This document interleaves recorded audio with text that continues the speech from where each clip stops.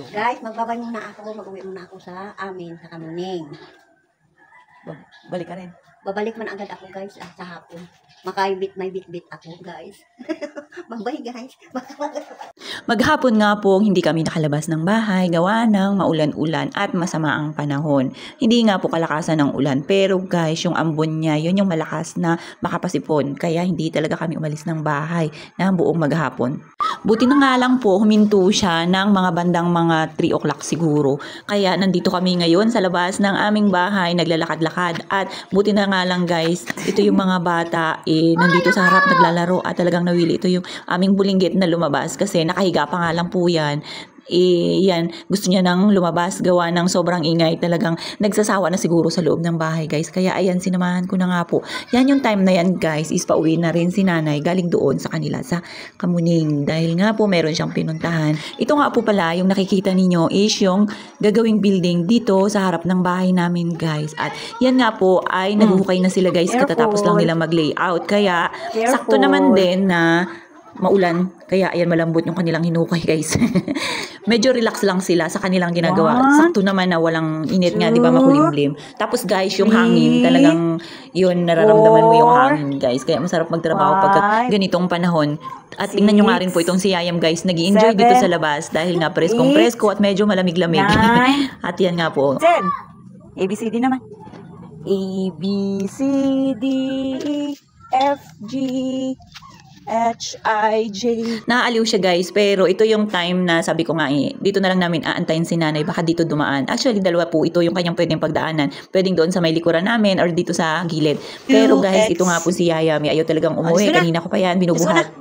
Talagang gustong-gusto pang maglaro. Dahil nga po buong maghapon kami doon sa loob ng bahay. Buti na nga lang, nag-stop to yung ulan. Kaya nakalabas kami. At ito nga po, tingnan nyo nga guys, kasi daanan ito.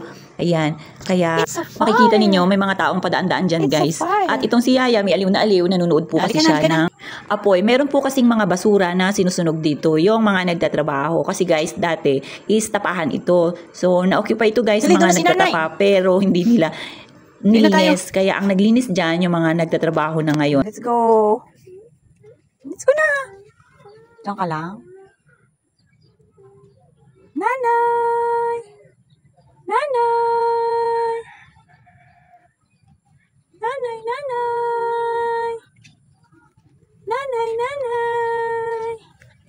Siguro, pag natapos ito, yung ginagawa nila dito guys, yan, maganda na siyang tingnan. Tapos, yung daanan dito is malamang masisemento na, gaganda na. Ito yung aming daanan guys. At pwede na kaming maglakad-lakad dito, hindi ka na matatakot. I mean, hindi na kami matatakot na maglakad-lakad. At ganoon na rin si Yayam guys. Kasi ngayon, yung mga ebs ng mga aso na nakakalat, andyan pa rin. So, malamang pagka nasemento na ito guys, makikita mo na yung mga dumi-dumi. Kausap ko nga po pala yung pinsan ni Yayam guys, na ayan po siya, naglalaro. Tinatanong ko nga po kung anong merienda niya. Sabi, wala daw po. Kasi nga guys, sobrang kulit talaga ng mga bata. Basta bata guys, no? Basta kung saan-saan lang makapunta, masaya na. Nadulas? Las, nadulas? Lah, wawa naman. Saan? Sa bahay nyo? Bahay nyo, Las? Uy ka na, ligo na. Ayan, let's go na. Las! Las, uwi na, ligo na. Naligo ka na? Parang hindi ka nagsuklay. Tara na. Wow! Saan yung ano? Wow, walang airplane. Walang airplane. Walang airplane.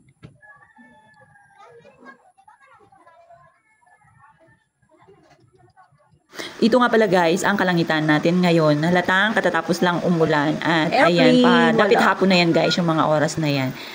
O, di ba? Kitang-kita ninyo, maaliwalas at masarap ang hangin. Kaya yung mga bata nagsipaglabasan na at nagsisipagtakbuhan. Ang mga bata talaga is maikli lang ang kaligayahan nila guys. Ayan o, may matakbuhan lang sila, talagang masaya na. Sakto naman din po niya na walang kuryente, kaya po pala nandito kami sa labas.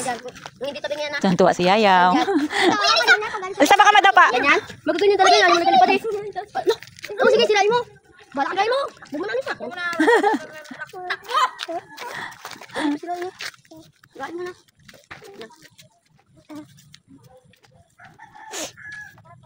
Bye-bye, Alisa. Bye-bye, ay ka daw. Bye-bye, Alisa. Bye-bye muna siya. Kamulog kayo dyan. Bye-bye, Alisa. Nanay is coming. Ayawan ako pangita. May bakla. Tapos may ano man, pero ayaw kasi may estudyante daw. Pasalubong niya. Yun na, pasalubong. Oo. Open. Tapos, bakla? Ay, ano sa bakla? Ang ano nila eh. Ayan na, 6 o'clock na nang dumating yung ating kuryente. Habang itong si Yayam guys, ibang-iba talaga yung kanyang kaligayahan pagkakasama pag nandito si nanay sa bahay. Tingnan nyo nga po, nagbibihis pa lang si nanay, kinuha niya na at yun, lulipat na sila sa kabilang kwarto para samahan siya sa panunood. Talagang wala na namang magagawa. Malamang po, maglalambing na naman ito kay nanay. Pero pagka ganito guys, nagustuhan niya yung mga kanyang pinapanood, okay lang yan, payag yan siya na maiwan dito sa kwarto. Pagka nagustuhan niya yung kanyang mga pinapanood na palabas. At ito nga po guys, kung inyong mapapansin, nakahiga siya kasi meron niya siyang pinapanood, yung nag-aayos guys ng mga sasakyan. Kaya nandyan din siya sa ilalim ng kanyang laruan. At kita nyo nga po, gusto atang maging mekaniko. Gusto maging mekaniko balang araw. Talagang gayang-gaya niya guys. So, paano ba yan? Hanggang dyan lang muna ang ating video. Kita-kits ulit!